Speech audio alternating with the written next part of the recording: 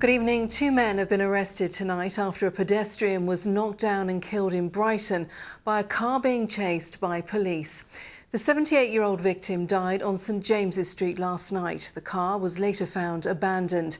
The incident is now being investigated by the Independent Police Complaints Commission.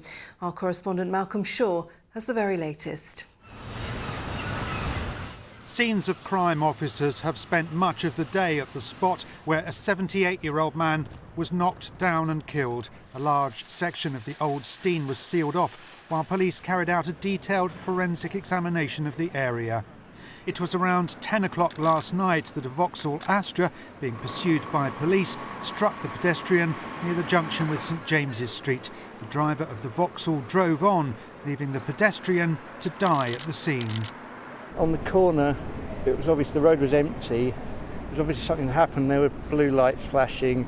So we looked across and it was clear there was no ambulance there. There was one police car, I think, and a body, and people crouched around looking at this person on the road. The pursuit began here in Bear Road after the Astra failed to stop for police. Officers followed the car into the city centre where the hit and run took place. The Vauxhall was later abandoned on Madeira Drive near the Concord 2 music venue. The victim was a local man said to be a regular customer at this bookmaker's. His death has shocked the community. I feel awful, really, you know what I mean? It hits you with six, doesn't it? You know, when something like that happens, you know? I mean, he's a very nice, quiet man, you know? Well, I think it's very sad. You know, I still can't believe it. Tonight, police have appealed for anyone who witnessed what happened to contact them. Malcolm Shaw reporting there, and any updates on that story will be on our website. Just head to itv.com/Meridian. Now, it's day 2 of the strike on Southern Rail, and there's a warning this week is likely to get even worse. Despite a return to work tomorrow, the rolling stock is all in the wrong place, so many services will still be disrupted. And then there's another strike on Friday with the added problem of wintry weather. Our transport correspondent Mike Pearce has the story. Rush hour at Horsham. The station is deserted and so are the replacement buses linking into South West trains. The busiest one only had 15 passengers at 6 this morning. Many saw just one. It's better now because they got a bus. It was terrible before they had a bus. It's taken too long to resolve. The only queue were the station taxis, who say the strike is costing them a fortune. We've sat here, we've paid our permits this year, over £500, and we are not getting the work back for what we're doing. So, you know, I understand why they're on strike, but it's affecting too many others now, unfortunately. But as the dispute rumbles on, passengers are taking matters into their own hands. In Sussex, one group is now trying to hire a commuter bus. I think we've got a band of maybe 20 or 30 people interested already.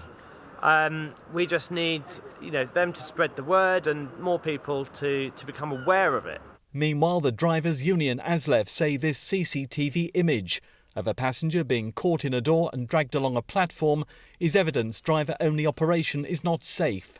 Both Southern and the train company involved insist it is, and it's now subject of a court case. But with no end in sight to the dispute, the situation remains massively disruptive for both passengers and business. Well, Mike has just sent this update from Horsham Station. Well, Southern said tonight it believes the strikes are illegal and it's going to go back to court to try and stop more strikes in the future. It won't be in time to stop Friday's walkout, but there are 3 more planned for the end of January, and it hopes it might get space in the Supreme Court where it's going before those walkouts. Now, it's already been to court on 2 occasions and lost.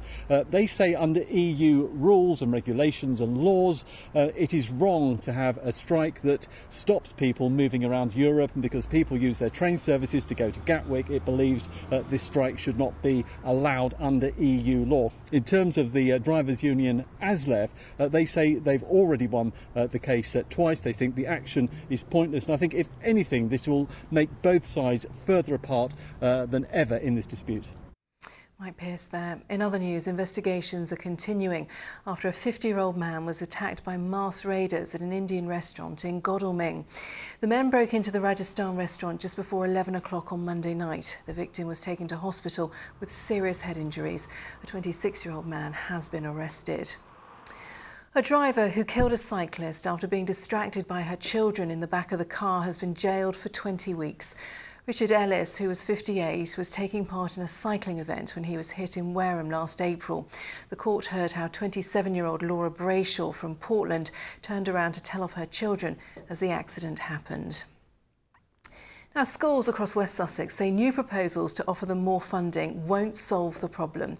They're asking for £20 million of extra cash to bring them in line with other parts of the region. Today, they've written an open letter to MPs calling for answers as to why their funding is so much lower, but it hasn't been welcomed by all. We were hoping that the new national funding formula that came out would be the answer to the problems that we've been experiencing. And whilst many schools within West Sussex do benefit slightly, because of a number of additional costs that are coming in, the overall effect is that we're going to be worse off than we were a couple of years ago. My advice to teachers, especially when they're organised, is come and talk to the MPs first, come to see ministers with us, to start sending letters out as though it's a sort of a great petition. When we're actually aware of the issues, we're providing the leadership, and I think if the head teachers got together with me, or even better with Jeremy Quinn and with Nicholas Soames, who are leading for the West Sussex MPs, we'll get a great deal further forward.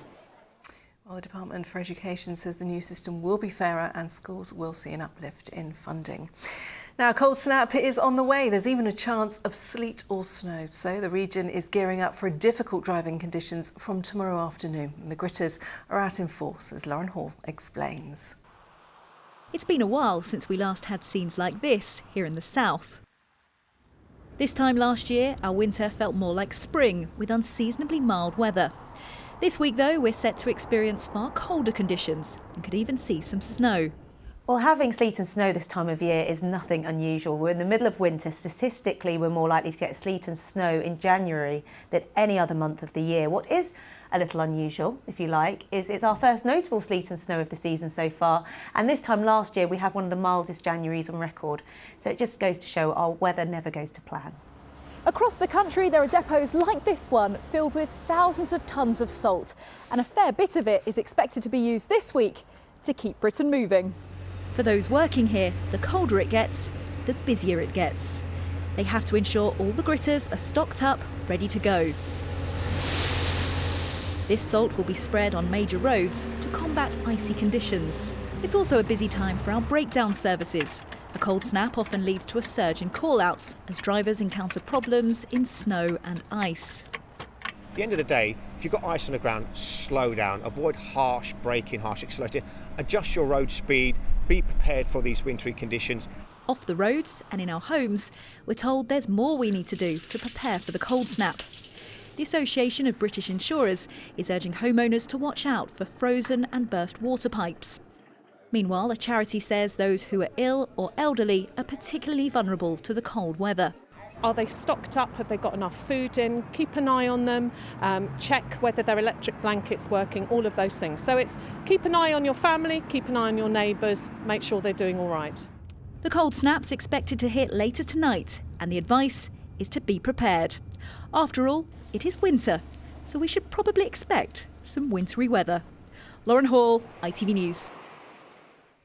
And finally tonight, Southampton have beaten Liverpool in their EFL Cup semi-final. Nathan Redmond scored in the 19th minute. Final score 1-0. The two sides will do battle again in the second leg at Anfield. Now you're going to see snow where you are with all the details tonight. Here's Alex Beresford. From sleet to the slopes, driving through Europe. Eurotunnel the Shuttle sponsors ITV Meridian weather. Hello, as you may have heard, the weather conditions are going to be quite tricky over the next 24 hours, so it will be worth keeping an eye firmly on the weather. During the daytime tomorrow, we'll be dealing with a band of heavy rain coming in from the west. Towards the end of the day, that band of rain is likely to turn to sleet and snow. Possible, we could see maybe 2 to 5 centimetres of snow falling in places, and with the winds picking up, it could make driving conditions pretty tricky. However, tonight it is a very quiet picture, a little on the breezy side, a few spits and spots of rain here and there, but plenty of dry weather, fairly chilly temperatures. In fact, we could see touch of frost out in the countryside with temperatures kind of close to freezing. But tomorrow is where the main activity is, and we are going to see, as you can see, this band of rain coming in from the west. Extensive band of rain, heavy and persistent, and it is likely to turn on the wintry side as it makes its way eastwards during the evening time. As I say, could see 2 to 5 centimetres in places. Temperatures are going to be pretty chilly as well. Factor in that keen northwesterly breeze, and it will feel quite bitter. Keep an eye on the forecast and go carefully. Good night. Eurotunnel the Shuttle sponsors ITV Meridian Weather. Yes, do take care tomorrow, and that is all from us for tonight. We're back in Good Morning Britain from 6 o'clock tomorrow morning, but from me and from all of us here on the Late Team, thanks for your company. Good night.